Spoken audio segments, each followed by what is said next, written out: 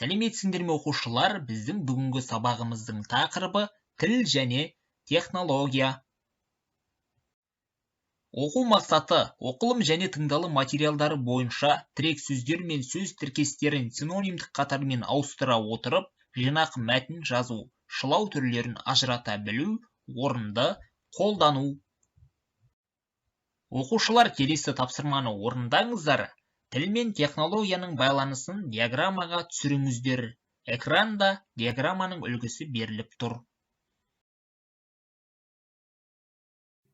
Тіл және технология. Екінші тапсырма.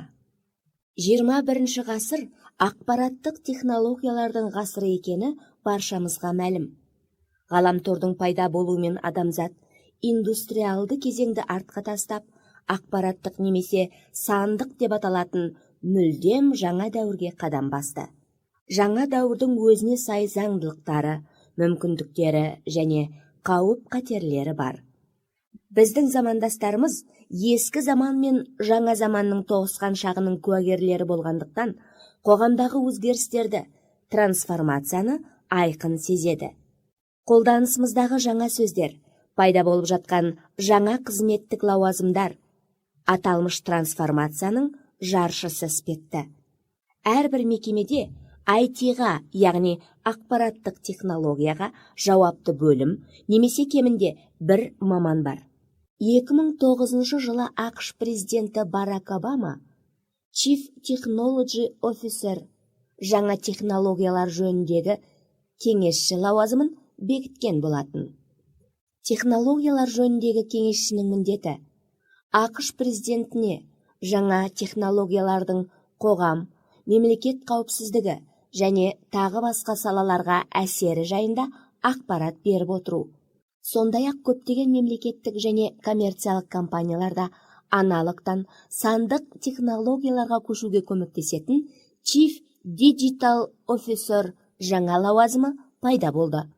Ал бұл жаңа технологиялардың мемлекеттік басқаруда, бизнесте, ғылымда маңызды роль атқаратынын және оның жыл өткен сайын тек арта түсетінін көрсетсе керек. Оқушылар, келесі сұрақтарға жауап беріңіздер. Бірінші сұрақ: технология дегенді қалай түсінесің? Екінші сұрақ: ақпараттық технологияның қоғамға тигізер әсері қандай? Үшінші сұрақ: ақпараттық технологияға кімдер жауап береді? Төртінші сұрақ: сандық технология деген не? Оқушылар, келесі тапсырманы орындаңыздар.